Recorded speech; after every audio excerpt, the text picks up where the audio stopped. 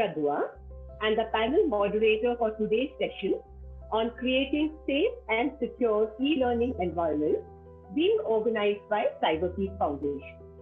Can I request all the panelists to please give a brief introduction about themselves to our audience who are present in the event? Karnika ma'am, can we start with you? Surely. I'm Dr. Karnika Seth, and I'm a practicing cyber lawyer, and I'm into a lot of policy making. So we make policies, for the cyberspace and at various levels, and we are very closely working with child safety and anything to do with children protection, especially in the online learning environment. And I'm also an author, so I write books on cyber law, and then into trainings. So I'm an official trainer to the National Police Academy and the Judicial Academy, and I also set up an NGO called FIRE, where we do a lot of trainings for schools and academia and teachers and parents and children, explaining them the threats on the cyber, best practices to safeguard themselves online. I'm very glad to be on the panel today for discussing this, how online learning environment is changing, particularly in the COVID times. And we're going to be discussing the role of parents, teachers, and the role of children themselves in participating in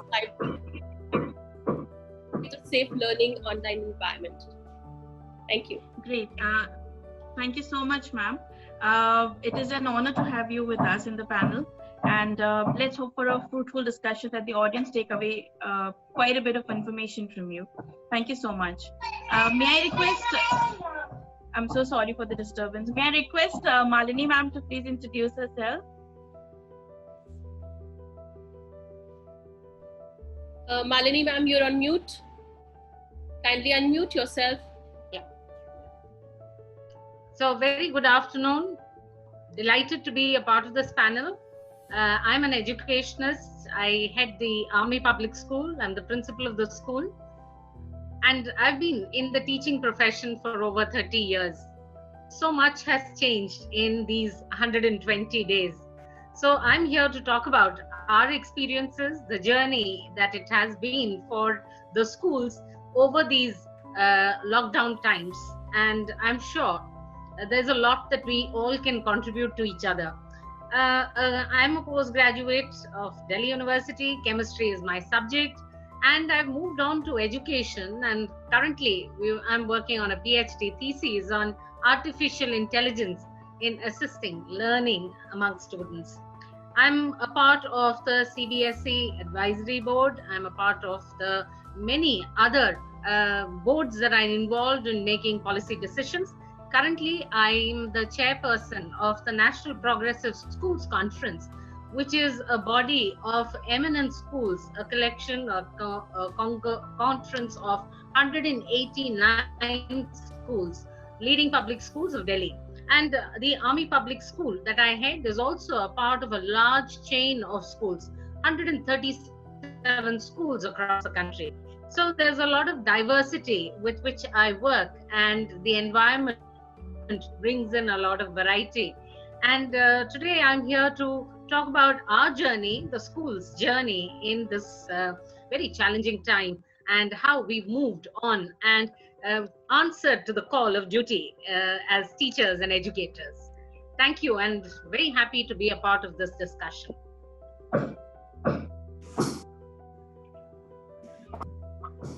Yes, ma'am. And I'll start my video. Okay.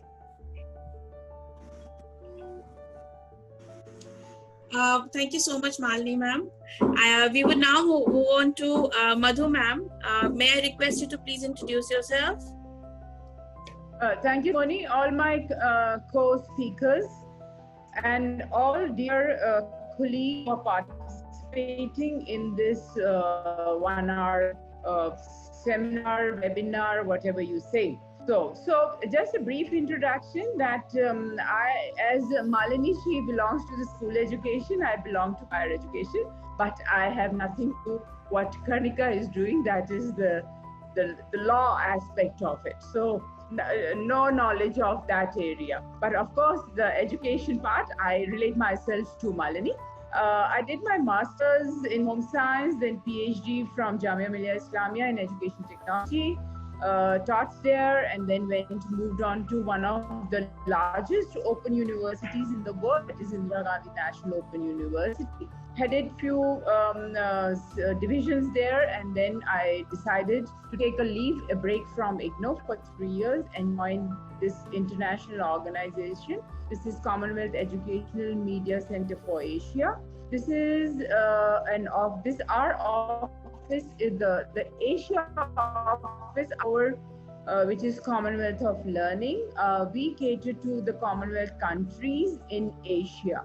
So we work basically how to improve the quality of open universities as well as the formal system, and concentration is on the technology, use of technology. So I have just joined is almost 1 year. I am with SEMCA and doing a few things which are very important, and especially during this what little bit experience I had for online training during this pandemic period. So we will share few things along with my co-speakers. So once again, thank you so much to Nisha for inviting me, and of course, meeting all of you and of the participants, colleagues who are attending this 1 hour webinar.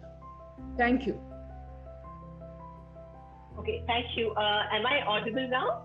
Absolutely, yes.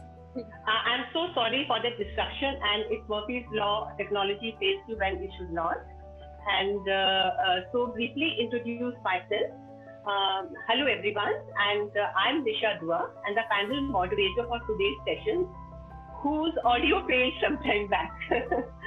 So today's session is on creating safe and secure e-learning environment, being organized by CyberPeace Foundation. And the panel, our amazing panel has already introduced themselves. And to just set the context for the session, we will start with the conversations now, and which will be kicked off by asking questions that draw some of the strategies and learning. And then in the second half of the time today, we will open up the floor to give audience an opportunity to ask specific topics related, the specific questions related to the topic. And does it sound good? Okay, great. Then let's get started with the session. And so to set the context here, COVID-19 pandemic has created huge disruptions in our lives. It has brought several health and economic concerns, but has also caused a major shift in education sector, which has been among the hardest hit by current lockdown. And it is estimated that more than 1.8 billion children have been affected by the closure of schools and colleges globally. And in India, it is more than 500 million students who are actually not able to go to school.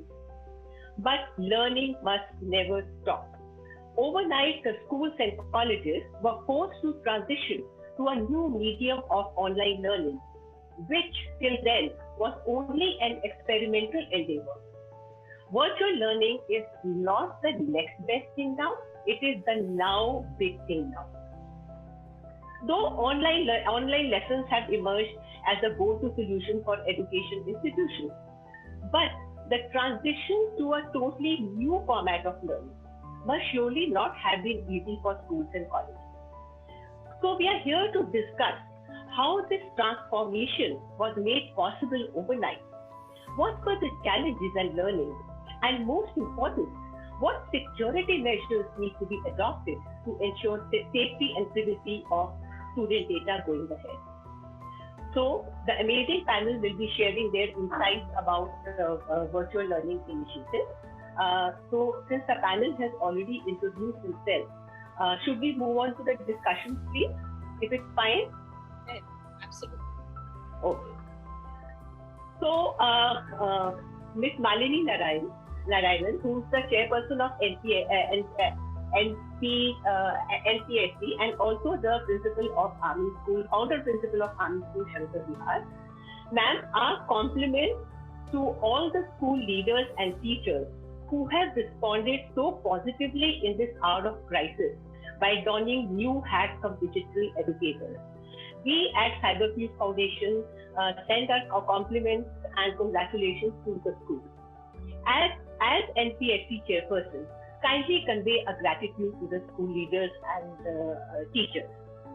But I'm sure that this transition would not have been at all easy. Expecting the pedagogue to suddenly make the change from traditional classroom setting to a very different online setting. And as leader of the school, it must have been a tremendous task planning and implementing totally new and untried virtual learning models. So could you, ma'am, could you please share about this journey from traditional to this new way of education in just 2 to 3 months? Malini, ma'am, please. Thank you so much for the opportunity. And I'm so glad that you decided to compliment us first, because we always felt we were the unsung heroes of this entire pandemic, because the corona warriors were the doctors, but the teachers who sweated right through this phase didn't get their due recognition. So every forum that we can compliment them, I think they deserve every bit of it. I must tell you that the journey of these 120 days that we stand on was a absolute roller coaster. There were moments of high and of course many moments where there was a lot of anguish and worry regarding whether we were headed in the right direction. So I would like to flash back to March, when all of a sudden we were told to close the schools. And when we closed the schools, when the results were not even declared, the final exam results were not declared, the children were actually writing the last phase of their exams, many of them. And finally and abruptly, we just closed one day and packed up everything and went home. And we didn't really know when we were going to get back. So, but keeping an eye on the international scene and all our schools, and since I belong to the organization of the 189 leading public schools with a lot of international connect, we knew that it was not about days, it was not about weeks, it's a long haul. So we immediately got into action and started exploring the avenues that we could find to connect with the parents first. Technology and handling technology was not the biggest challenge for us. So I would talk about education and schools in 2 dimensions. One is, of course, us, the public schools, and the other is the schools that are not so privileged, right? So I would first touch upon us. All of us had, our learning management systems. We are all technology-driven schools, and we never had of training teachers on technology. But what was new was this finding of platforms, and all that LMS or the learning management system were all safely encoused in our schools and was not accessible to us. So that is the time when we really felt this, saying, oh my God, all my learning systems are locked in school. How do I now reach out to the children? So the entire process of exploring platforms which were already existing. And that is the time when we discovered that there was so much more that we hadn't really discovered in our journey as teachers. And that was a great revelation, I must tell you. So adversity brings in a lot of opportunity. And I think we've converted this and leveraged the opportunity brilliantly. So from small baby steps, from trying out WhatsApp videos to moving to Skype, then moving on to Zoom, and getting badgered on Zoom, worrying about Zoom, and then moving on to more secure platforms like Google Meet platform, etc. But you'd be happy to know, between that 18th of March to 26th of March, we were on air with the children on 26th of March, starting our classes of 10th and 12th. And I think 10 days of grueling training, understanding how the systems work, was, I think, a brilliant move. And teachers are always lifelong learners, and it can't be more true than this time. So we are now on a self-learning mode, where, of course, we helped each other. There was peer learning, a lot of collaboration, interaction between schools, not just seeking help here. We reached out to all the IT firms and platforms, and I'm very, very happy to share. And I would like to afford my compliments and my grateful thanks to Google, Microsoft, who just opened their doors for us and came in to train our teachers free of charge. Of course, we'll talk about that free a little later, subsequently. And so therefore, there were two professions who were working so hard, the doctors and the teachers. And I'm sure you've seen amazing pictures of how the teachers on WhatsApp, about teachers looking distraught, tired, and haggard with all this online teaching. This was, of course, the transformation for us, for the public schools, was magical. But I would also, at the same time, like to throw light on the millions who are devoid of this opportunity. You know, while we are grateful for the facilities that we've got, we are terribly anguished about the numerous children who've been out of school.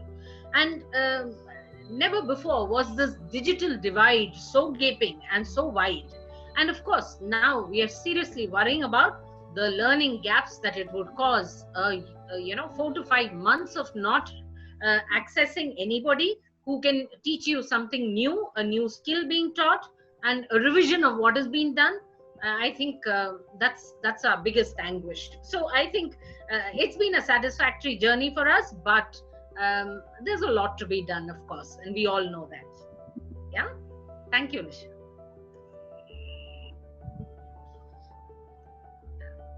Would you unmute, please? Would you unmute, Nisha?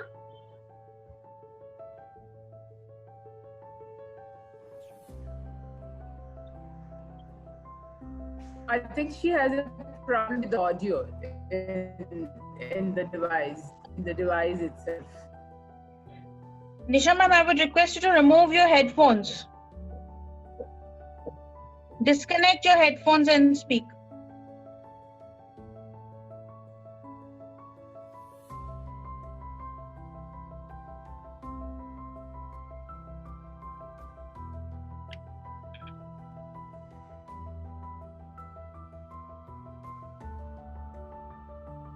No, you're not audible, ma'am, even now.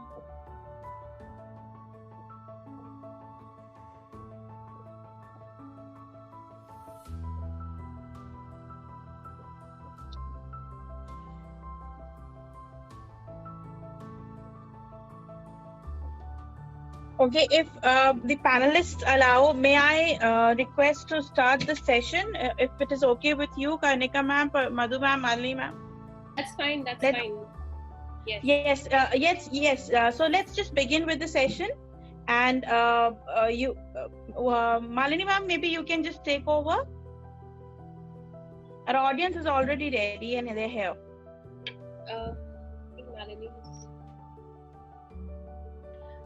Shumoni, I've just finished speaking. Now I'll request Madhu perhaps to, give her take on how this whole journey has been of these 120 days that we've stayed at home. Absolutely, ma'am. Madhu ma'am, welcome. Welcome to the session. Let's begin the session. Thank you, Malini, and thank you, Shumoni, for this and getting into what we have done, what we achieved, definitely. So I'll begin with one point. There is online learning, if we say, there was earlier also pre-COVID. But the only thing was, it was neither accepted by the policymakers, I can say governments, world over. Maybe certain advanced countries like USA or Canada or Netherlands, they were doing online, because like University of Phoenix was established because it's an online learning since 1976. But definitely the governments, they were not even ready to accept online learning before COVID. But suddenly, I don't know, this was a silver lining, maybe I say, post-COVID, everyone accepted online learning. Everyone accepted distance education, which was considered as the second grade format of the learning, but everyone accepted, and which was equated to a correspondence education earlier. So not only the governments accepted, it was really surprising that heads of organizations, whether it was higher education institutions, universities, or it was schools, whosoever, so it was accepted by the heads of organizations. Then if you come to the next level, teachers accepted it. Malini very rightly said there are two categories of schools, where she is a private, the whole group of schools which are private schools, and there is a whole group of schools which are the public schools. So in both the schools, teachers accepted it, whether they were trained or they were not trained. Few schools, the private schools, they were using technology. It wasn't that they were not using technology. They had smart boards, they had this Moodle LMS platform, which Malini was talking about, and so on and so forth. They had videos. The children, those who come to the private schools, the environment, the home has it, they were used, like parents were like, they were what to use, which videos to use, and so on and so forth. So suddenly teachers accepted this online learning, and the last and not the least, students accepted it. So the acceptance became the major point of that what online learning is all about. Now, because I have made few slides, so I will share those slides. And Nisha told me to talk about 2-3 points, which I will just highlight those points, what she has pointed out or talked to Malini, gave a question to her. So I'll just share my slides. Hopefully it will work, and questions later on. So, okay, friends. Where are my slides? Yeah. Right, okay, so I hope you can see the slides now. So the topic of this today's discussion webinar is creating safe and secure e-learning environment, which I'm sure the detailed Karnika will talk about it, but little bit about what my experience is all about, or what we need to see. So as already Nisha has talked about, there are different figures all over. What is the impact of this post-COVID? We are not talking about pre-COVID, what has happened. The impact was almost 250 plus million school students. They are now staying at home. In India, there is 1.4 million schools in the country which are absolutely closed. This is, I'm talking about school sector. If you say the higher education sector, 900 plus universities, all closed. 30,000 colleges, 30,000 plus colleges, all closed, and other organizations which we are not talking about. So everything is closed. The overall picture, if we talk about the world, it is 1.2 billion children in 186 countries, all closed. So, and what the rest, Malini just talked, cancel all the school examinations. So that was the impact of this COVID. Now I will very quickly run through it. So immediately once it was closed, the governments, especially the Indian government, they came into action. And they started a lot of initiatives which were but people, again I repeat, people accepted those government initiatives. So immediately the government of India came out with this Pradhan Mantri E-Vidya program launched. E-Pathshala was launched, which has a lot of material. I will not talk about, because school education teachers and principals, those who are participating in this webinar, they all know about it. The second major initiative government of India took was amazing. 12 DTH channels which were dedicated right from class 1 to 12. Means each channel, each class has one channel. Just imagine the digital initiative government launched just in few days of this COVID-19. Now coming, the usage of this, Malini will be able to tell, because there are very few research studies that whether the students they are using or they are not using, how effective it is being used, and what is the learning, which is the main concern of all educators. So another initiative, all of you know, schools which they are using is Diksha, which is a platform and which has almost 80,000 ebooks. So because Nisha said, how the students who are at the remote place, those who don't have access, how they are going to have an access. So these platforms were very useful, like Diksha, almost 80,000 ebooks, and right from class 1 to class 12.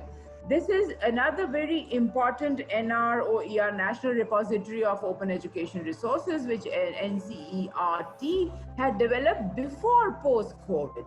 So almost there are 14,000 plus files which have audios, images, videos. How many are viewing? That was a question of actually learning analytics or a data analytics, which maybe will come little later on, and what research studies. This was another initiative, ePathshala, which had almost 186 audios, 200 videos, and number of books. I will not get into the detail. It is given, you can go and see the website, but lot of material for the school education. So and there are certain in higher education, again, I will not get into the detail. People, they know SWAYAM, I will highlight because it has courses for school education also, which are all online courses. Sakshat, DigiLocker, all of you know. SWAYAMPrabha. SWAYAMPrabha is again a DTH channel which has exclusive school education channel and exclusive agriculture, lifelong learning, open and distance education, and so on and so forth. So these are certain. Virtual labs was another initiative which was earlier there, but in higher education, these initiatives were started. So now what happened, like Malini said, they went around, searched around, which are the various platforms and so on and so forth. Companies, they came to the schools like Microsoft, Google, and so on and so forth. But if I know, children were much smarter than we, the teachers, and the policy makers. They knew everything. So what happened, these companies like Microsoft Team, they went to the schools and they said, Microsoft Team is the best, you use it, you buy this is a whole package, Office 365 and so on and so forth. They were learning management systems. And let me tell you, learning management systems, some of the private schools, they were using it. For if I can just take an example, MET was using it before post-COVID. They were giving all their learning outcomes on the learning management system. They were posting homework on that, and so on and so forth. So learning management system was there, and one of the best, and not only schools they are using, the higher education institutions they are using, because it is an open source software. So learning management systems came in, Google Classroom came in, then there was a television, as we said, SWAYAMPrabha. I don't know whether students, school education or even higher education students, they are watching those programs, because there are certain other places where the students, they can go. I will come out to with it later, and so on and so forth. These were as Malini has already said, so schools, they rush towards these platforms, and Zoom became the topmost. And with whatever the thing at the moment going on, political or otherwise, people, they said don't use Zoom. But again, I'm not promoting. Zoom has a very secure platform, which I'm sure Karnika is going to talk, which I'm not going to do in detail. So all these platforms were being used for training, for online learning, and so on and so forth. So coming to very important aspect is that when I said ePathshala or NROER, National Repositories. So when we are talking about repositories, there is very important concept which is called open education resources. So open education resources came as a boon during this time. So what are these open education resources? I'm sure all of you know that, which are materials which are freely available, like if we search anything on Google, we see lakhs of websites. We tend to copy from there, or we tend to take out from there, which is not right, because all the material are copyrighted. So, but that's what open education resources are, that you can take it from there. These are reusable, these are digital in any form, and so on and so forth. I will skip this definition, just highlighting is that these are the technology-enabled learning material which any individual can have access to it. So and the movement again started in 2002 through UNESCO, and several organizations they came into it. So just highlight again what are the advantages of using these open education resources. It gives access to the learning. It can be scalable.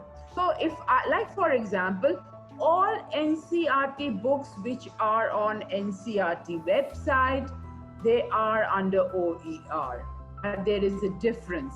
You can easily download it, but you cannot change it. If suppose West Bengal State Board wants to use it, or Gujarat State Board wants to use the same things, one cannot do it, because they have to it has to have a Creative Commons license, CC license. That's an altogether different issues. But it can be scalable. It is a major innovation. And the last point which I want to highlight is, whether I talk about school education or talk about higher education, these open education resources are very cost effective. Cost effective in the sense, many studies have shown that out of 10 students, 7 students, they don't buy textbooks because they are too expensive. And if you say the NCERT books, they are quite reasonable priced. But in countries like Africa and so on and so forth, students, they don't even have that much money. And maybe in some of our rural schools, maybe that is a situation where one has to find it out. So those are the advantages of open education resources. And then my organization, Commonwealth of Learning, during this post-COVID, came out with this keeping the doors of learning open.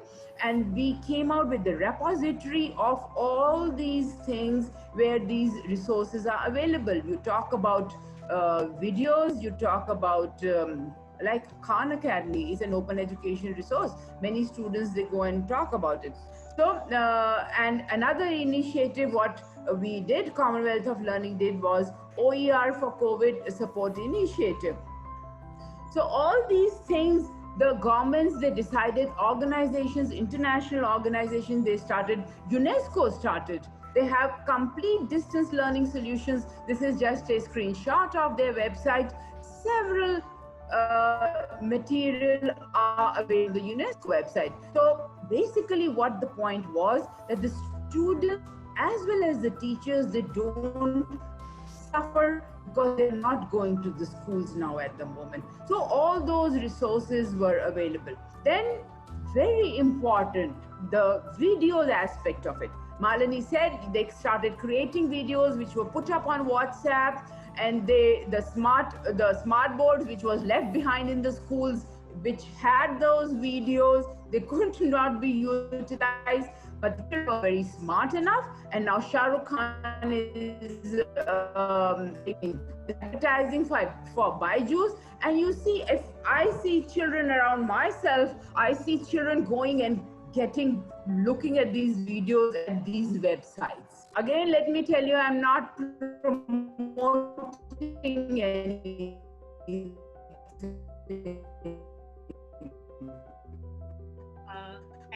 Thank you so much, Madhu ma'am. Am I audible now? Yeah? Yes, please. Yes, Nisha, Yeah, you're Nisha, you are audible. Just to share with you, I think the whole group is here. I was trying some fancy earbuds, and which created problems. So the learning is to keep the technology very simple.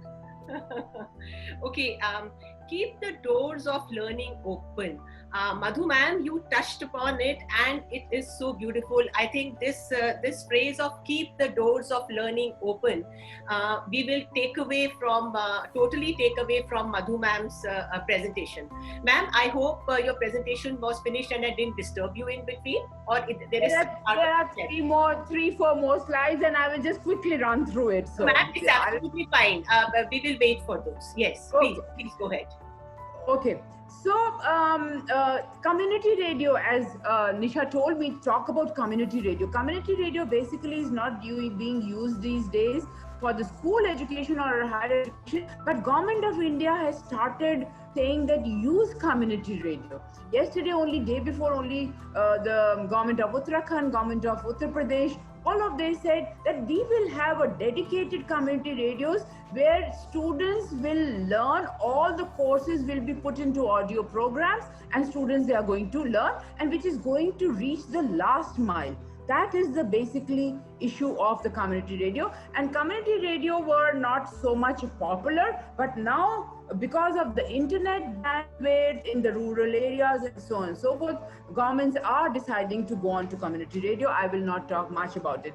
But very important, just 3-4 issues which has come into for online, which come in Kanika, I'm going to share, she is going to touch upon it, that what online has created an isolation. Students' concentration is, we need to see how they are going to concentrate once they go back to the schools.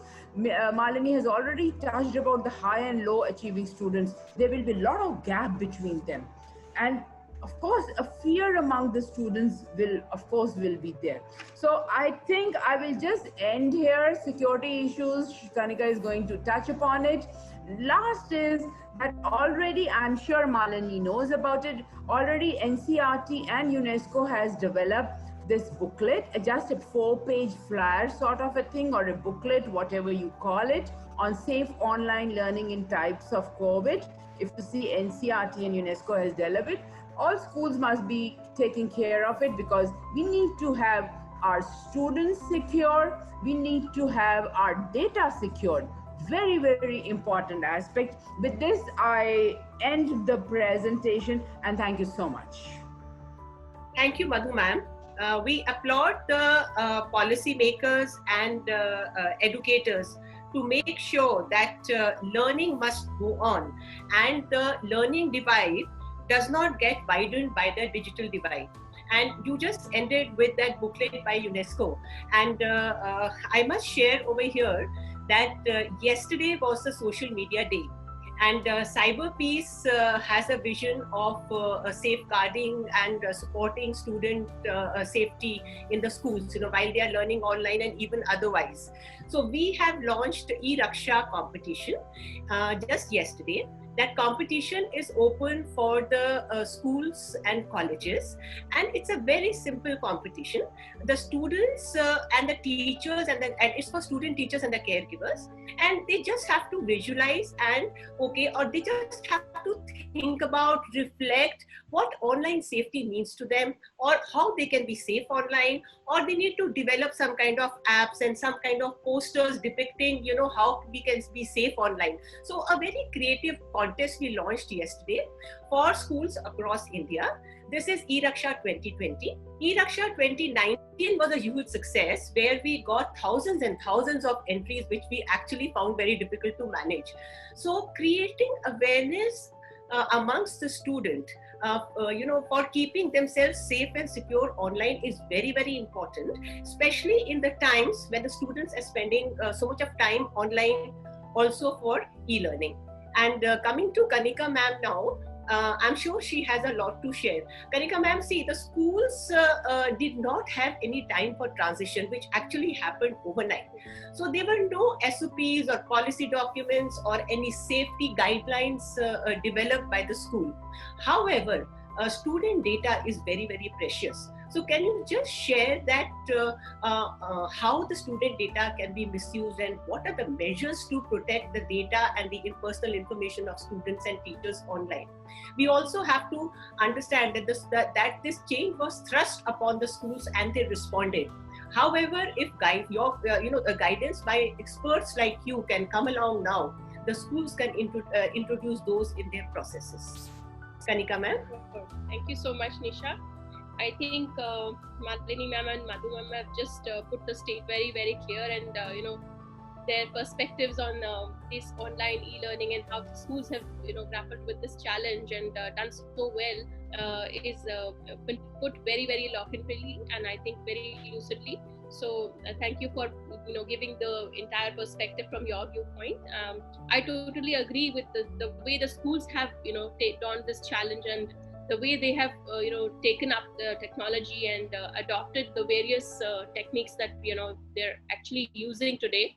And Cyber Peace, thank you again once more for having this discussion, because it will add value to what we are doing today and how we would proceed further from here on.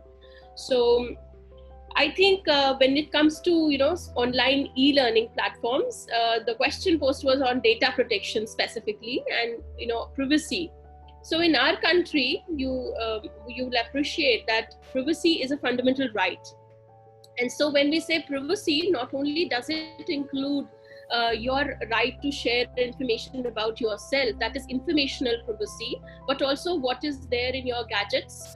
It could be any kind of sensitive information, whether it is photographs or pictures or your password details or your credit card details. And therefore, when children today, especially during the COVID times, are using internet through an online e-learning platforms, it is a challenge not only for parents, for teachers, as well as students. I think all of them are in the ecosystem. We cannot really segregate any participant from here, because everybody has a role to play. So security becomes paramount, not only to secure the children, but the same gadget is being used by parents also. At times they're using their handphones, they're using their mobile and other networks, gadgets, iPads or computers. So we have to ensure that entirely every information in the system is secure. Now, coming to the law point, there is a law in the country. We have IT Act, which is the Information Technology Act, which is a special legislation. And there is not only a constitutional mandate that there is a fundamental right of, just like you have free speech right, you have a right to privacy, but also there are provisions in the IT Act to protect your data and to protect what you are willing to share. For instance, when anybody collects any kind of data online, a service provider, it could be a video conferencing platform that a school is using, they ought to take into account, they have to have a clear terms of conditions of use. There have to be clear privacy law guidelines, privacy policy of that video conferencing platform. Often we do not see the terms and conditions of apps or other platforms we are using. And I feel as a parent, as a teacher, as a student, one must read those, because they have to only take away that much information that is needed to provide that service. Beyond that, if you're giving away information like your contacts, your gallery, your videos, that permission may not be needed by that video conferencing platform. That is a flagging issue number one, because we are adopting LMS. A lot of schools are adopting learning management systems today. We must ensure that it comes from a credible source and is a reputed company with good security. We were talking about even Zoom earlier. Now, the problem was with some security patches, which I believe they have patched up to a great degree, because after certain gave their advisory that one has to be cautious of this platform, they have inculcated a lot of good security features. And thereafter, people have also been made aware by the certain that they have to use lock system. For example, if somebody has entered the meeting room, the children have all marked their attendance, the teacher has seen everybody has come on board, they have to lock the meeting room. And the presenter writes, the host writes, how secure we can make that. The password, unique passwords can be given. Encrypted passwords have to be there so that they're not hacked into easily. So these are the kind of things which the schools have to understand when they're adopting any LMS. So that's very crucial. Even if they're adopting apps, for example, they have to be cautious of which apps they are recommending to their students or adopting a customized version themselves. So that's number one. In the online learning space, this is not the only challenge. Wi-Fi, how secure is the Wi-Fi? Are they using WPA 2 or 3? That is the protocols which we are adopting in today's times. The connection of a home should be secure. The gadget that you're using, the OS, the operating system, has to be updated. Then whatever antiviruses and anti-spywares that you can use, credible antiviruses and anti-spywares need to be used, and on a regular basis. Then filters have to be used by parents. A lot of parents are not aware, and sometimes they are aware, and yet because they don't understand sometimes technology that well, they are a little hesitant in adopting the filters, or even simple settings on browser level to only give them child friendly or child user friendly information, and not adult content which is not fit for their viewing. So we can actually filter those content even at the browser level. If you're using Chrome or you're using any other browser, you can actually set it even at that level. Then there are other things like the usage of social media, even for teaching or research. There are a lot of times we are using online resources. If you're using social media platforms, for example, a WhatsApp group, one has to see, a teacher needs to be a part of that, because there are a lot of growing instances of bullying we have witnessed in the last few, I would say, weeks. And that the school needs to adopt a clear policy, not only with regards to the LMS that they are using, but also with regards to the social media policy of the school. How children are going to be using social media, the netiquette as we call it, and anti-bullying policy in the school. In the last few weeks, we've been approached, and I've actually drafted a lot of these policies, because the schools realize that they don't have the right set of documents to give them the children and the parents a blueprint of what they expect from these online classes and how they need to be conducting themselves online. For example, as a parent also, I can tell you that there are children, who try to do mischievous things, like they'll put up the online class, they'll join it, and then they'll vanish after putting the video off. So these are some protocols. You have to tell the kids you have to be visible, and you cannot put your video off. And the schools also need to be a little mindful, because the children are going through a lot of stress at this point. So are the teachers. So, keep, say, 2 hours, 3 hours of classes, and maybe with some gaps also in between. Have a yoga session, have a mindfulness session in the morning, because I feel that there's a lot of strain that they all are going through. So apart from that, I would recommend giving them a cyber safety or a workshop, where the children need to be aware, not only just have a policy document, but in a very easy language. Maybe a school counselor also can guide, or be a part of an expert discussion, that they can have with a security expert. So that's important, because they will understand the threats online. I will flag a few. For example, there were a few instances in the past few days of bullying a girl, and there were photos exchanged by the girl with another peer, and that person uploaded those after morphing them on several sites.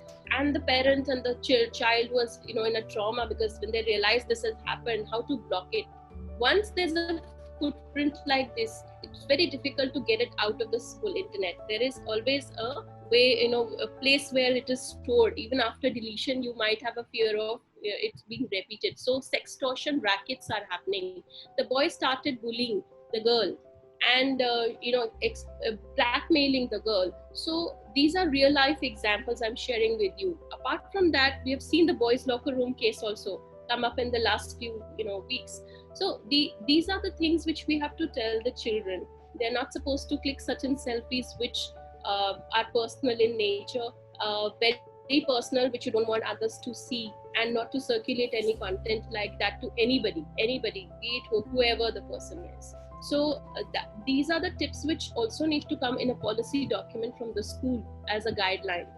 And I think it's very essential for all stakeholders. Even as parents, it's a duty to understand and now embrace technology. We cannot run from it anymore. So as parents also, like teachers have kind of embraced the technology, children have adopted to it. Now parents also need to do that, and that there's a work from home culture anyway. So even if they take security measures, they will not only protect themselves and their information, but also the kid. So that's very, very essential. Phishing rackets are happening. Phishing came about because there was a credit card fraud. A child was enticed by a stranger to give away OTPs, saying that this was from a call from a particular phone company, a broadband company, and he gave away his credit card details. There were unauthorized debits made into his account. So this is fake links, for example. Fake links, educational links, children are downloading a number of resources, from the net without verifying this is coming from a genuine source or not. Fake apps, fake gaming apps. So that's why it's essential for us to tell them that, give them a blueprint. The schools have to give them a policy that this is what you can do, this is what you shouldn't be doing. That's what I felt, was essential to explain. And as a lawyer, I must tell you, there is a law in the country, as I said, and if there is somebody becomes a victim of cybercrime, can report it to the police and must report it to the police. Also, one can claim compensation in case there is a defamation or in case there's a loss of data. You can even claim compensation. That is also possible. So I think these are a few pointers I wanted to make. And while ePathshala and others were pointed out, as good resources, I think it will be helpful for schools to give a list of good resources to rely on, so that children don't download any and anything which they find on the net. I think that's a very important thing that we must share with you all. Yeah. Any other thing that, Nisha, you'd like me to touch on at this point? Yes, we'll definitely come back to you, Karnika ma'am. You rightly said that we must sensitize the children to be mindful and responsible digital citizens. Absolutely. Like earlier, a few years back, we used to have that moral science class and every once a week. So Yes. we can also have mindfulness class where we talk about values and etiquettes and ethics Absolutely. in the online as well as in the real world. The children think that they are behind the screen of the device and they can do anything. It is us as adults who have to be role models, number one, for them, and we have to actually mentor them, and we have to make them understand that their digital identity is as important as their real life identity. Thank you, Karnika ma'am. And now moving on to the other aspects of virtual learning. During the onset of pandemic, as we have said many times here before, that the teachers learned on the go. There was no time to prep and plan. This is for Malini ma'am. Ma'am, now that the schools are reopening after the break, and then we've had about 3 months of 3 months into this new learning space, how do you think you would do what things you would do differently once the schools reopen, in terms of processes, in terms of either infrastructure or even building capacities of the teachers? So I'll take on from, I think Karnika has beautifully brought up all the things that we actually need to put in place. And I would actually like to reassure, there are so many parents who are watching us, I would like to reassure them that we are absolutely headed in the right direction. First weeks and days were hit and trial, and all of us trying to replicate the face-to-face classroom teaching in the digital model, which really doesn't work, because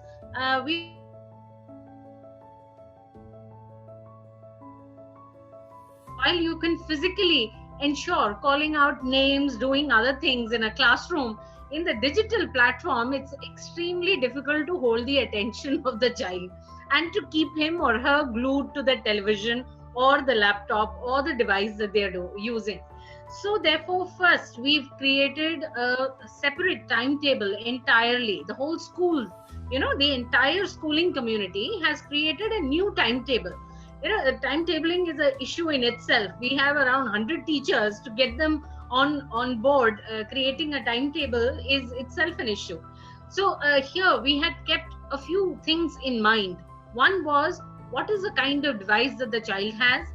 What is the device being shared by the child? Because there are siblings at home and the devices are limited. And with the parents working from home, their laptops anyway they are using. So, everybody's juggling with these devices and trying to match time. So we've created a timetable which is child friendly, which is ensuring that the siblings would, get access to time. We fixed the number of hours. In fact, we've said in the enthusiasm to involve all the children of all ages, schools have gone overboard, getting even the kindergarten kids and the nursery kids into looking at the teachers. So we've decided that, parents, there would be a parents meet with this little children so that, the parents' issues are addressed. But the teaching actually happens from the secondary level. And that has been even promoted by the NCPCR, the Organization for Protection of Child Rights. Right. And while Madhu ma'am talked about the documents by the UNESCO, and the NCERT, I must also tell you that beautiful documents have been taken out by the MHRD as well as the NCPCR, which very categorically spells out the rules and the duties of the teachers, students, parents in this entire learning platform and the module. Right now, we know that the schools have gone home. The children used to come to school. We have gone home. So therefore, the fact that everybody is vulnerable to different things is an issue we will talk about later. Right now, the timetabling has moved from entirely online to both synchronous as well as asynchronous, which means there are ways of getting in touch with the children through podcasts, through clips that we've shared, directed links of educational videos which the teachers have tried and tested themselves are being given while they are doing their classes to ensure that the child is not left on his own to browse for a particular theme. While it may be interesting for the child to do research, but a directed research is very, very important. But that is the reason why, the parents were a little worried. Of course, ma'am talked about Diksha as a platform, Swayam as a platform. These are very, very safe, platforms where it is just content that is being delivered. While we did start with this content transaction, but we have moved, we've moved by a huge number of years in the way we are thinking about classes now. Entirely, right through the summer vacations, all our schools conducted summer workshops in yoga, workshop in arts, and workshop in digital netiquette, which meant that how do you protect yourself? How do you behave while you are in a class? And what are the do's and don'ts? So there were workshops done right from 3rd to 4th standard, right up to 12th standard. We have leveraged, used the Kendriya Vidyalaya modules that they have created on TV channels for children who don't have access. And of course, assessment was an area that we really didn't concentrate on when we first went on the platform. Parents were concerned about how do you know that learning is actually taking place? It seems to be a one-sided traffic. Teacher comes on every day and does some transaction of knowledge. And so did the child really understand? Did the child really learn? Is what the assessment actually helps us do.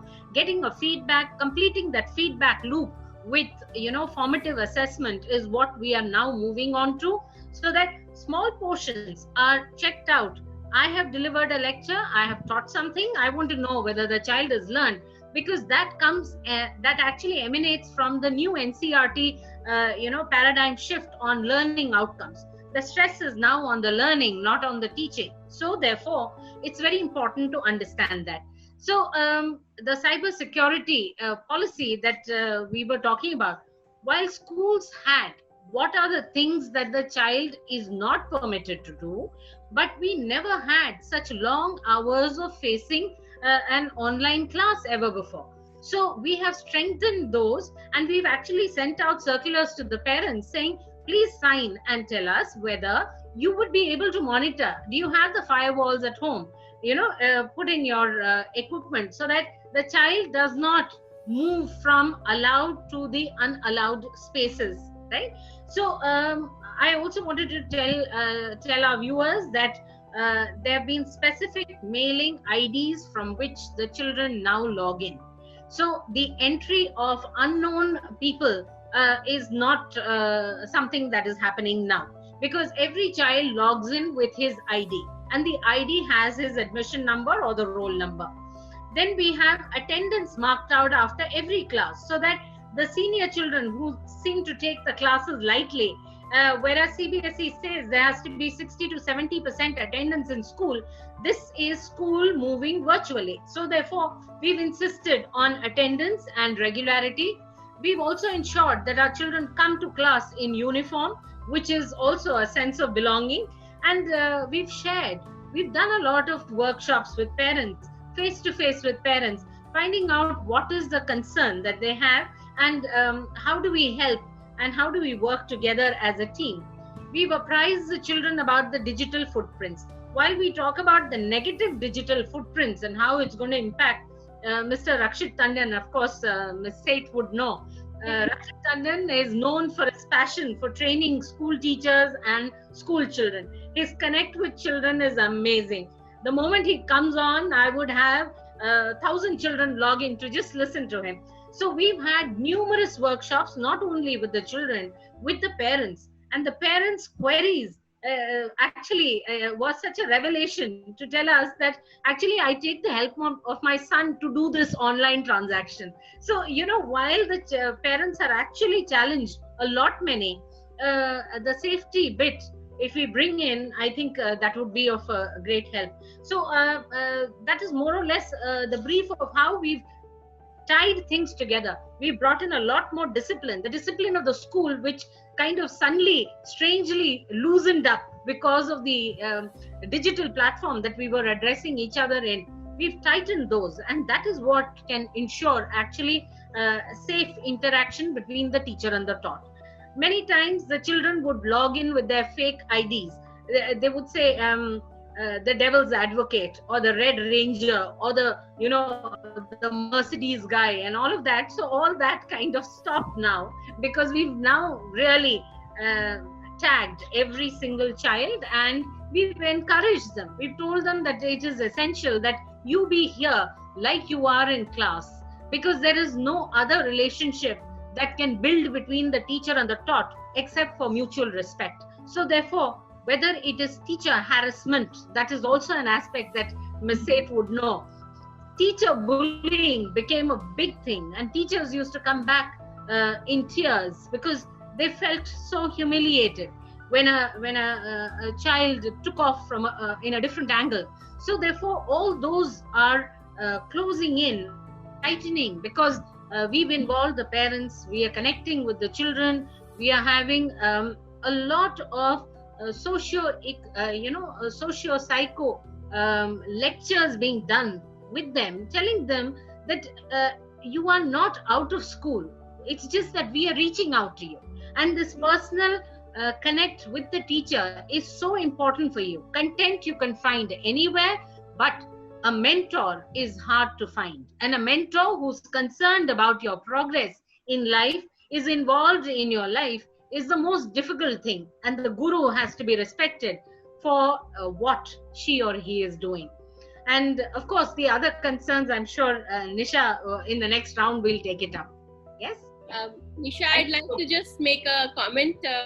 Malini has explained the points that they are trying to take up for security purposes. I'm glad that so much is being done, and under Milani, I'm sure there is a lot of new steps that you would be also adopting along the way. Since you have come this far, I congratulate you on the initiatives that you have taken so far, and we are all partners in this whole process. So whatever cooperation is required from different stakeholders, I'm sure they'll all come together and team up with their parents, teachers, or professionals.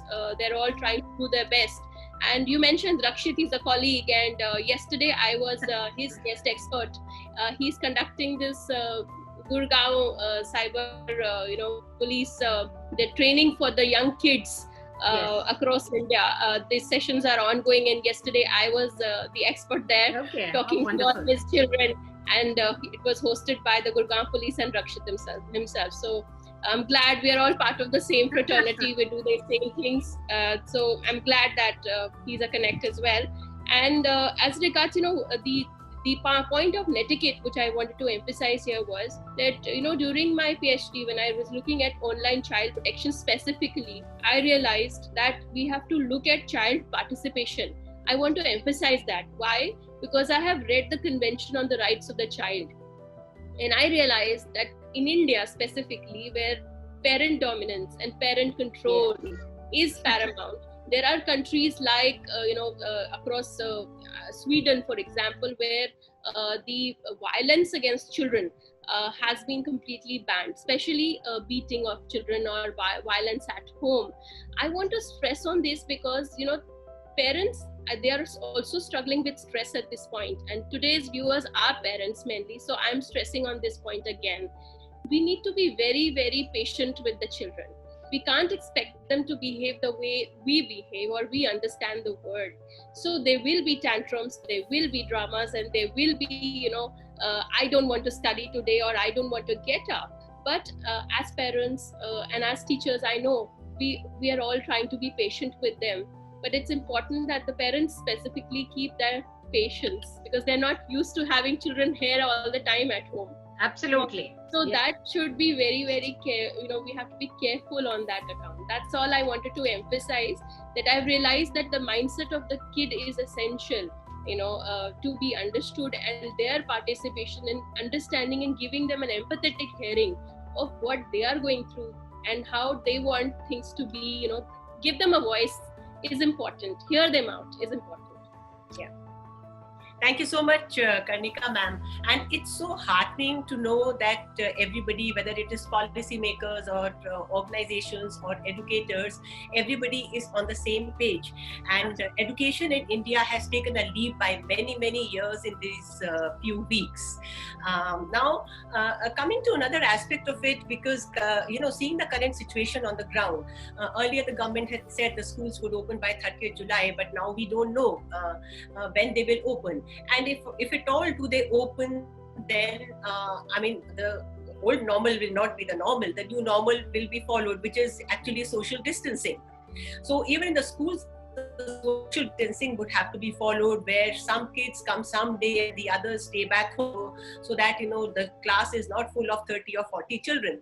So blended learning approach would have to be adopted, where the children are learning face-to-face a bit of their course material, and then they are doing work on their own at home. SEMCA has a lot of experience in the blended learning methodology, and I think you're also following it. Can you throw light on the blended learning methodology, Madhu ma'am? Okay, Nisha, blended learning method is a new, not a new approach, because I think open universities, they were already doing it. What is the blended learning means was, we were sending, if I talk about open universities, we were sending material to the students, and at the weekend we used to have those counseling sessions. So what has happened is, you are getting the material, you are doing face-to-face counseling, and of course you are doing the assessment and the practicals and so on and so forth.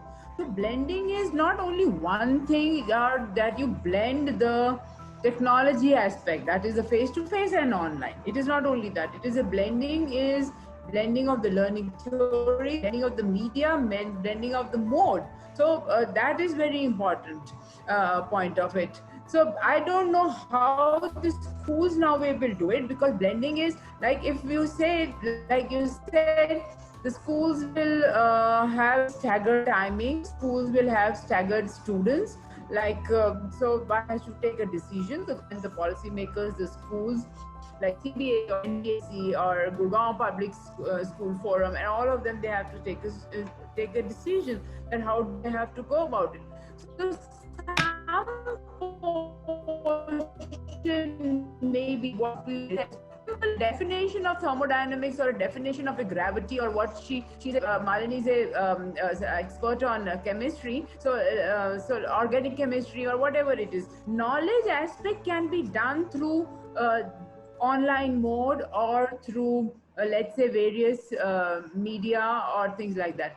But when it comes to the skill part of it, when you do your practicals, especially the science practicals, how do you do it?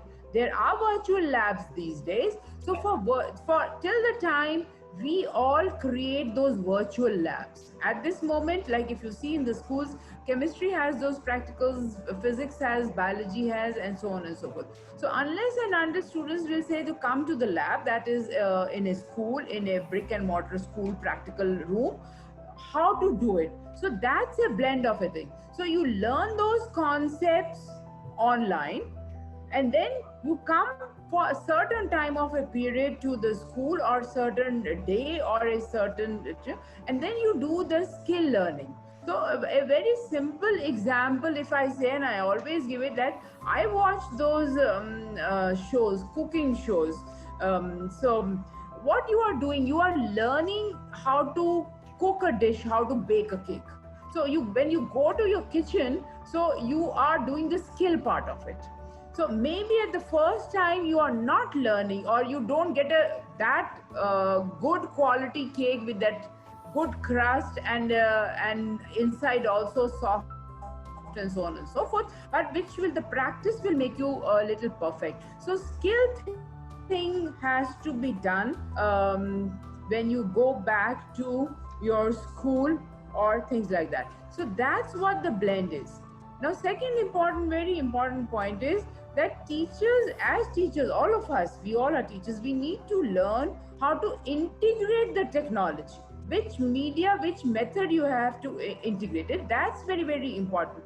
Certain things, like a simple definition, can be taught or learn basically, I will use the word, learn through, like say, watching a video, right? But when it comes to a practical aspect of it, you have to do learning by doing that's what we say. You have to have a different approach, different media for that. So that's what the whole blended learning, we need to be very clearly defined what blended learning is, and how and what to blend, that is important. So the teachers, actually, we need to learn how to integrate it. Like as Malini rightly pointed out, what we are doing is, at the moment in online, a teacher comes, it's my experience also, I'm not talking about, she comes and we are speaking what we used to do in a classroom. Maybe in a classroom we had a board, we have those models or charts, or the private schools, they have the privilege of having those smart boards and computers, but they don't have a projector. They used to take students to some other room, AV room, and so on and so forth. But here is an advantage in online learning. How teachers adopt or integrate technology in their presenting sessions or when they take classes. That's very, very important, and that's what the whole blended learning is all about, in my opinion. Yes, thank you so much. Actually, in blended learning, it is a mix of pedagogy, content, and technology, where content is the king, and then you have to see what kind of pedagogy or methodology you have to adopt, and the channel is technology. Technology cannot be supreme. Content is always the king. Thank you, Madhu ma'am. And then moving on to Malini ma'am, post-lockdown, how do the schools plan to manage the students and the classrooms? So any plans on that as of now, or it is still being worked out? Ma'am, you will have to unmute yourself. Yeah, I will. Yeah. So, when the holidays were announced, we knew that June is the time when we would get to think about all that we need to do the moment the school reopens in July. So today, technically, all schools are open and we've started our online teaching, right? We have already reopened schools. So the physical reopening is what is left to be done. So I recall the Honorable Prime Minister's comment. He said, "Jaan hai to jahan hai." So I mean, that was so very simply put, and it conveyed such a lot. And parents today are very, very concerned because of the rising situation around us. Whether it's the red zone or the green zone or we really can't say which child is coming from what zone. However, we can't believe that we'll keep the children at home forever, because that would be just fear psychosis. So we are waiting for the children to come back. The schools are deserted and the playgrounds are empty, and it's a great setback to the teaching community, because our energies come from the energies of the children. So therefore, it's so important for us to get the children back in school. So what we've done is we've worked out extensive, detailed SOPs. And you must appreciate that every school has its own infrastructural dynamics. So a common SOP of any kind will never work for any particular school, while the general guidelines can always be got. And we've got guidelines from the UN, which talked about reopening of schools, and that is the first of the guidelines which came out, right?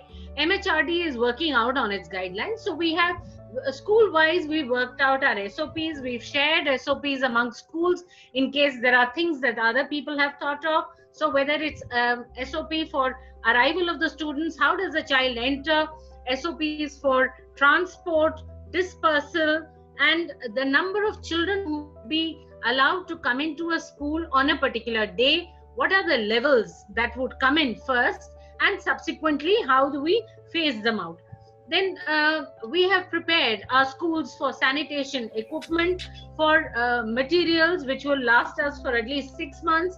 The ADAM people who've been in school, the security have been trained as to how to look after the children when they report back. So the details of the general guidelines are still awaited, because MHRD is working out on it, and CBSE tells us that the moment they get it, they would share it with us. But school-wise, all of us are prepared, and we were ready to welcome the children on the 1st of July. So it was a little disappointing when the Delhi government announced an extension of holidays till 31st. And of course, that was the need of the hour, and we appreciate the concern of the government.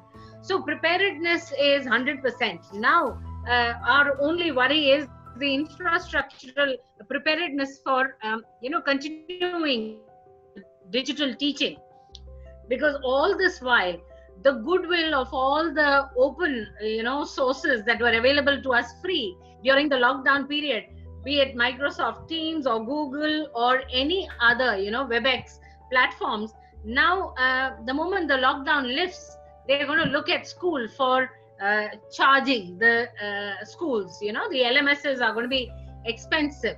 And I also wanted to take on that point from Madhu ma'am's thing. It is now, we are really, it's a paradigm shift. We are now looking at self-directed learning for children, because experiential learning becomes important. We've looked at flipped teaching, because the content is shared, prepared, it's discussed with the children. So different methodologies, whether it's experiential, discovery-based, activity-based, all of that. So when the children come back, we are actually looking at first putting them onto the labs, which they have missed, and with social distancing, with the numbers controlled, and then continuing with our theory teaching through online digital mode. So that is the plan of action as of now. So yeah, I know I wouldn't really like to take hog all the time, though there's a lot to share. Yes. Thank you so much, ma'am. You're so right that school is not made up of walls. It's the children who make the school complete. And if we look positively, then we are finding opportunities in this COVID and the lockdown, where we are reimagining and reframing the education. Like I said, that education has taken a leap which of many years, which wouldn't have happened otherwise. Since we are actually pretty short of time, the last question to Karnika ma'am. See, the future of education, as we have all talked, is online or blended approach. So the schools would definitely need to develop ICT policy, which also includes data privacy and protection processes. As an experienced lawyer, can you broadly share the elements that could be included while framing this policy? And also, if there are any experts who could help the school in this initiative? Well, I am your first volunteer to help you out with the policy making. In any case, you will need if you want to volunteering by an expert, I am there for the first. I'm there to support the cause, definitely. What I feel any ICT policy should have, in a school, it needs to demarcate areas, whether the ICT policies in the current online learning environment, where the children are at home. Number two, when they are in the school premises, how the ICT policy needs to work. There would be some commonalities. For example, the do's and don'ts of the net. How they should be using the internet, the social media policy. What are the things like, I just give you an example. They're not supposed to write any abusive language in any forum whatsoever, because there are ways of expression. While they want to express any view or a comment, they have to be mindful of the language they use. There is a thin line between defamation and a blackmail or a threat and expression of a view. So that's just one of the very basic examples we often give, in terms of netiquette and how the school has to, formulate the ICT policy for code of conduct. But apart from that, one element will be code of conduct. The other elements will be what gadgets have to be, used, or what technology is going to be used. Non-sharing of password, for example. They're not supposed to use proxy names. They're not supposed to, say anything, do anything which is, for example, a lot of them use software to spoof identities. So hiding your real identity, if it is through a legitimate source like a school's VPN, we can understand. A virtual private network is fine. But if it is using of some technology just to play a mischief, hack into systems of the school, for example, hack into another child's account, is something which is not permissible. So ICT policy will have to have not only the infrastructure which the school is putting in place and the security compliances by the school students, but also their behavior, their code of conduct. That's important. And then if there are ways and means of putting up any kind of, for example, home assignments or school assignments to be done, even online tests being done, they have to maintain certain decorum. They cannot be cheating from their books, So how do we ensure that takes place? The school has to decide, whether it will be on camera, the exam will be strictly for 3 hours, or is it going to be off camera? They're allowed to consult the books. So ICT policy is a very wide term. It would involve multiple situations which a child experiences during school time, and how a school monitors the activities the students are supposed to perform in the online environment.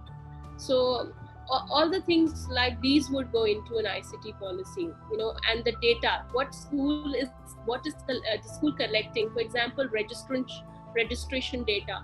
If it is taking away any registration data, if there are any cookies being installed on their systems, what are the personal data the school is sharing, taking away, for example, from the child.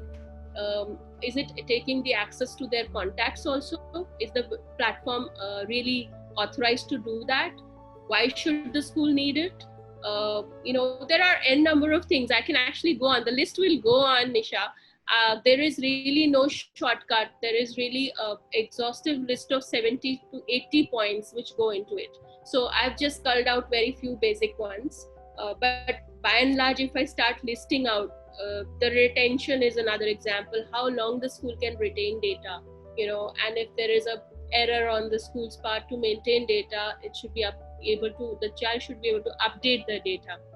Right. I understand that, but you've given us a very fair idea of what could be, because there were 2 questions from the audience, that what does ICT policy mean, and what is the safety element in there. But so you can certainly count on me, Nisha, and Malini ji and Madhu ji. It has been an honor and a privilege to be here on Cyber Peace. Thank you so much for giving us this interaction, and I look forward. This is a new beginning. Even with the audience, it's a new beginning. Please join us on social media handles, be updated with whatever we are all doing, and let's keep connected with each other. Thank you so much. I will have to take your leave, Nisha. I have discussed that with you before. There is another webinar I have at 5:30. So I may not be able to take questions, but feel free to send a mail on the questions part. I will be happy to answer them off. Last question was actually culled out from the audience questions only, and because I knew you had to leave. Thank you so much. Thank you so much. Thank you, Karnika. And, It was pleasure meeting. Yeah, bye. because there are a few questions from the audience, and let's take another 5-7 minutes to answer. We will definitely answer those questions because those are genuine concerns. I can see some teachers asking some very relevant questions, and parents, of course, wondering whether attendance can be taken. So I've tried to answer a few of them myself. Thank you. But, yes, thank you. Thank you. Yeah. So first is, Nisha, Nisha, if I get my call, I have a call at 5:30. I will just go for 5-10 minutes and I'll come back. Okay. Okay, Oh, fine. nice. Fine. Actually, the session was for 1 hour and 15 minutes, but I think the conversations are so interesting, and I'm sure the audience is also benefiting. So we are going on and on. So the first question to Ms. Malini is that how a teacher asking this question, that how can I hold attention of the children when I am not physically present in the space? So that is what we were coming to. We said taking a 2 hours class is absolute waste of time. You may have extra classes in school. You could hold the attention for 3 hours. Right now, we are talking about 30 to 45 minutes. If you take a look at the NCPCR policy letter that I was talking about, it's called Pragyata, and MHRD's policy on online learning. They have very clearly spelled out that at the pre-primary level, it should be asynchronous. Ideally, they should not be facing any device at all. Whereas they have given time slots of 30 to 45 minutes per class with a break of 5 to 10 minutes. And in a day, they should not do more than 3 or 4 such sessions. And that is about all. And if you also look at the NCERT's latest policy, where they gave you a weekly schedule of how you could transact your course curriculum, they talked about experiential learning. They talked about not things to be bought from outside, but creating the experience for the child from home itself. All your activities can be done with things from home. So while you are conducting a class or a concept is being taught, I think you can look at a couple of videos, links. You can do an activity yourself and show it to the children, ask them to try it out. You can take a quick poll, you can take a quick survey, and Google Form is available, Microsoft Form is available. So all these tools you actually now need to leverage, because Microsoft Team is like a reservoir, Google is like a reservoir. What you cull out of it is your capability. So I would suggest, and for all the teachers who are here online, it would be a great idea. And like I said, this is the time to discover yourself. This is the time to look inside, do a self-audit. Where do you think you're lacking? If I'm not able to hold the attention, what must I do? So the activities, all those little fun activities that you did in class, you can't do online. You can't clap your hands and say, everybody raise their hands, wave it a bit and let's do it again. We can't do all that now. So therefore, it's important that you look and research for tools. There are subject-specific tools. Mathematics has amazing tools. English has amazing tools. You can go to the BBC site, you can find a lot. So, this is an exercise that you actually need to invest in. It will make your lessons productive. And these lessons you can actually record and use for subsequent classes too. It's not a one-time effort. So what you invest in must be deep. What you invest in must be meaningful. It shouldn't be a one-off. So therefore, it's important. Yes. In fact, you have answered another question by Ms. Rekha. She had asked that for teaching primary students, what is more effective, synchronous or asynchronous? So that has also been answered. Another question was that is online learning really essential for the kindergarten and the class 1 students? Actually, online learning may not be so important, but the personal connect with you is important. You know, for the child who's coming into the school, nursery, you would have done admissions online, other classes you would have, and they want to connect with you. They want to know who's the class teacher. So a conversation with them, with their parents would be beautiful. And whatever exercises you're giving, it could be podcasts, it could be the narration of the lesson in an audio form where the child can listen to it anytime when the parent is free. So these are initiatives that you can take. You can do a storytelling session. When you meet them, you can do a little puppetry show. You can do a little skill activity. So they would love and wait for your classes if you just metamorphosize a little, because it is not everyday interaction which is important, but if you want to meet them every day just to say a hi, you can for 15 minutes in the presence of their parents, because little children naturally can't log in. So parents would be grateful. They'll be able to share their problems with you as to what the child can do, what he can't. Plan out activities which are easy on the parents, because you know parents are busy and we don't want to stress the parents out. They're already stressed out keeping their adolescent boys and girls at home, trying to create space for them. So let's be there as helping hands. Let's be there as support. Let's be there for the children to see us, because after all, for a child, the teacher is more important as a instructor than the parents, because they always say, my teacher told me to do this. So that is the important role that you have in their lives. Yes. Thank you. In fact, most of the questions have been answered. There are a couple of questions on the security of Zoom, which I can answer being a cyber safety person myself. So we had said earlier also that picking the platform of your is your choice, whichever you want to pick. It depends. It also depends on the affordability, whether you want to pick an open platform or unpaid, or you want to pick up the paid one. However, coming to Zoom, there was an advisory by the government to there were about 10 to 12 do's and don'ts to be followed. So if you follow those do's and don'ts and download the latest the Zoom software, which is 5 point something, and which has the latest security patches, because there were 2-3 questions on Zoom which I thought that I would answer, since Kanika ma'am has also gone away. And the other is about safety of the Google and Microsoft platforms. By and large, these platforms have a very strong firewall around them, and they are absolutely reputed companies. So there's nothing impregnable. Everything security can be broken. It may be a bank, it may be whatever. But by and large, these platforms do actually give a fair amount of security. I think, Malini ma'am, you will agree with me on this? Absolutely. Yeah. Absolutely. And they also have an institutional security. So when the school goes in for an MOU with Microsoft or Google, it is actually entering into a treaty with them saying their school content and personal details will not be shared on a common platform. So each child comes in with a personal ID, and it's a protected thing. So there is nobody from outside who can enter in unless the children or the parents have willfully shared some details of the link. Yes. But it is through email. The link is through email, and the child has to log in with his or her personal email ID.